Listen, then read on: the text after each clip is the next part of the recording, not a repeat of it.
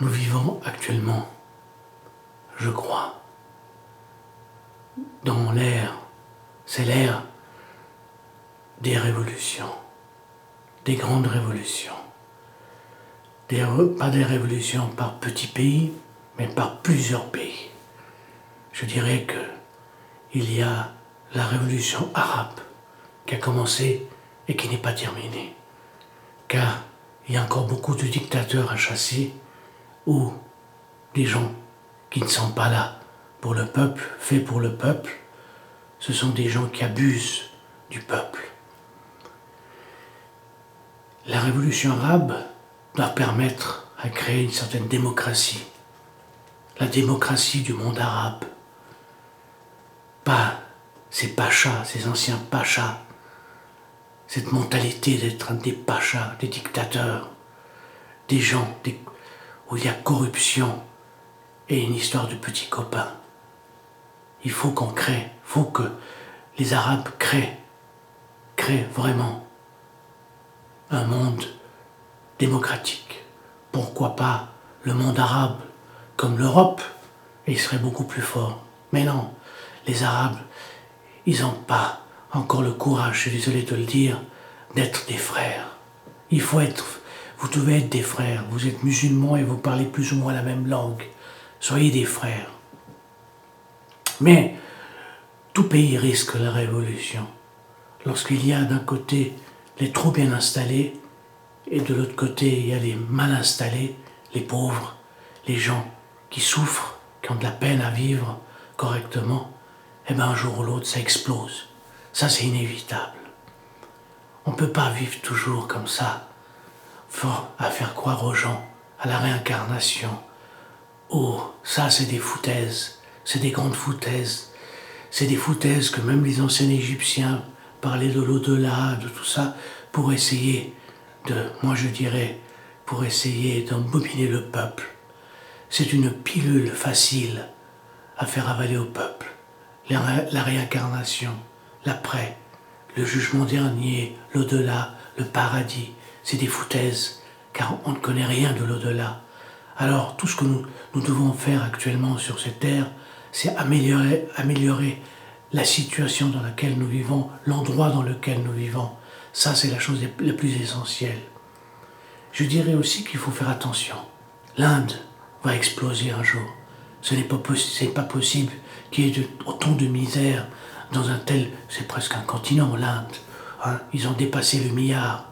Et où il y a des richissimes, soi-disant des Maharajas ou des anciens Maharajas, ou j'en sais rien, des gens archi-riches et des archi-pauvres. Ça n'est pas possible. Où il y a de la corruption. Le peuple accepte jusqu'au jour qu'il n'accepte plus. L'Inde va exploser. Un jour ou l'autre, il y aura une explosion en Inde. Ce n'est pas possible que l'Inde reste dans cet état actuel. La Chine. Vous croyez que les Chinois et le peuple chinois n'est pas un peuple idiot? Le Chinois se tait, il avale, puis un jour il va exploser. Parce qu'il y a actuellement des hommes très riches et des très pauvres. Hein? Il y a des milliardaires en Chine et il y a de la corruption. Le communisme, c'est bien joli. C'était une erreur de jeunesse de ma part. Je crois au communisme, peut-être j'y crois toujours, mais sous une forme humaine et puis vraiment une forme très humaine.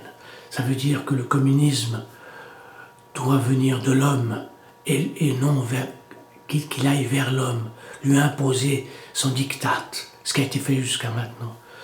Le communisme, c'est une sorte de partage. Ben, oublions le mot communisme. Oublions le mot communisme, ça n'a pas de sens de nos jours.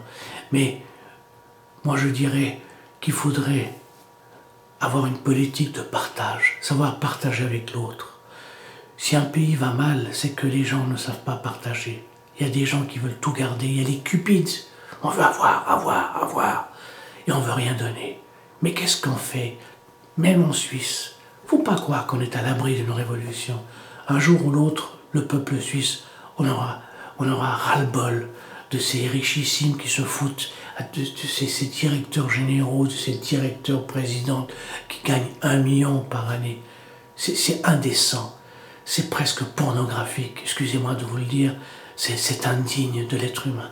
Qu'est-ce que peut faire un grand chef d'entreprise avec 1 million par année dans sa poche? Ça fait presque, disons, 100 000 francs. Vous vous rendez compte qu'est-ce qu'on peut faire avec 100 000 francs par mois? Bah écoutez, déjà, essayez de gagner 10 000, et avec 10 000 par mois, je crois qu'on peut déjà mettre de l'argent de côté, et on ne peut pas gaspiller comme ça de l'argent. L'argent, ça ne se gaspille pas comme ça. Alors qu'est-ce qu'on fait? Ils font tous ces riches, ils mettent de l'argent de côté, et qu'est-ce qu'ils font? Ils entassent, et ben, ils n'arrangent pas le marché, ils n'arrangent personne. Ils créent même des crises. Moi je dirais, c'est un danger de mettre de l'argent de côté. C'est un danger. C'est un danger pour une société. Il faut que... Bon bref, tous ces gens-là ne savent pas partager. Tous ces richissimes ne savent pas partager. Ce sont des gens cupides. Et parmi ces cupides, il y a des corrompus. Il y a des gens... Ça, c'est des sociétés malsaines.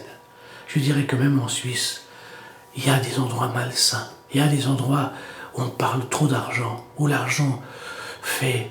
Et la chose essentielle, c'est la religion première de l'être humain. Parmi ces gens-ci, bien entendu, je trouve que c'est malsain.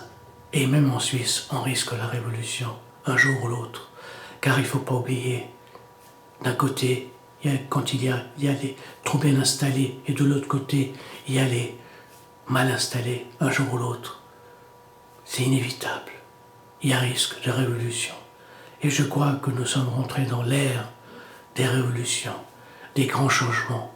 Parce que le peuple, avec l'éducation, et c'est pour ça qu'il faut encourager le peuple à être bien éduqué, à s'instruire, avec de l'éducation, de toute façon, on comprendra qu'il ne faut pas traiter l'homme pour un chien.